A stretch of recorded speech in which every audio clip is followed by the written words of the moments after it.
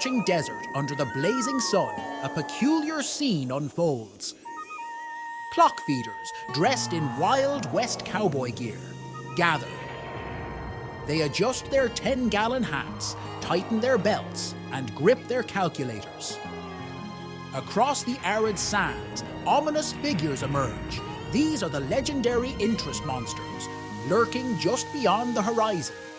With jagged teeth and greedy eyes, they're ready for a showdown. As the clock feeders and interest monsters face off, there's tension in the air, thicker than desert heat waves. The clock feeders, determined and fearless, prepare to defend their hard-earned dollars. They load their calculators with numbers, ready to crunch interest rates and compound figures. Meanwhile, the interest monsters snarl and jingle with temptation. They carry sacks filled with credit card bills, mortgage statements, and loan offers. Their weapons of choice are high interest rates and hidden fees, and they're itching for a financial duel. In this wild, comical standoff, the clock feeders draw their calculators and begin the battle.